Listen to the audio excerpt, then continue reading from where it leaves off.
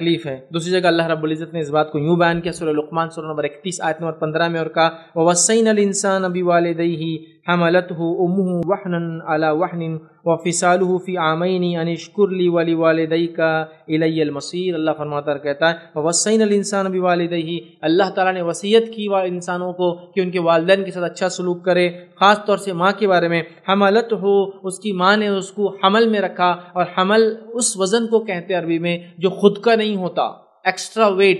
اسی لیے وہ آدمی جو آپ کا وزن اٹھاتا ہے اس کو اردو میں حمال بولتے ہیں۔ وہ اس کا وزن نہیں ہوتا، پھر بھی اپنے پیٹھ پر لاد کے وہ گھومتا ہے یا آپ کا سامان پہنچاتا ہے۔ تو حملت تو اٹھا کے رکھا، حمل مطلب وہ ویٹ جو اس کا خود کا نہیں ہے، اور یقیناً وہ ویٹ کے حساب سے بچہ تو ہو سکتا کچھ کلو کا ہو، لیکن ماں کے لیے کتنی تکلیف ہے سمجھ سکتے ہیں آپ۔ ریڑھ کی ہڈی سے لے کر اس کے جسم، اس کے کمر اور اس کے پیٹ کا کیا حال ہوتا ہے، اور اس کے سائیکولوجیکل کنڈیشن کیا ہوتی ہے، معلوم؟ بہت عجیب یہ سچویشن ہے۔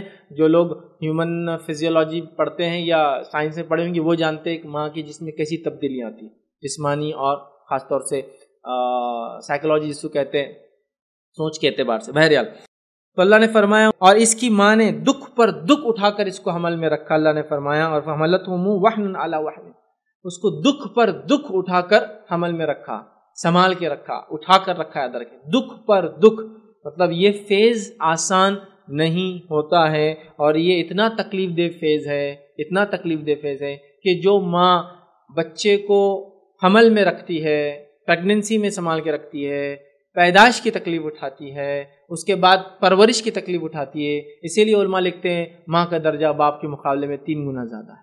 یہ 3 وجوہات سے، ایک حمل کی تکلیف، دوسری پیدائش کی تکلیف، اور تیسری تربیت کی تکلیف، جو باپ کو وہ نہیں ہوتی نہ پیدائش کا مسئلہ ہے باپ کے ساتھ، نہ حمل کا مسئلہ ہے باپ کے ساتھ، تربیت کا مسئلہ ہے وہ بھی اکثر ماں کے ساتھ زیادہ ہے، باپ کے ساتھ کم ہوتا، تربیت کم ہوتا، اسی لیے اس کا درجہ 3 گنا بڑھا دیا گیا ہے نا۔ حدیث میں نا ایک صحابیہ کہا میری خدمت کا، میری نیکی کا مستحق پہلے کون ہے؟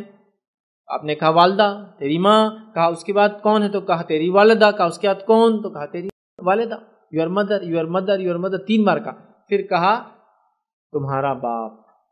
تو 3 یہی وجہ ہے۔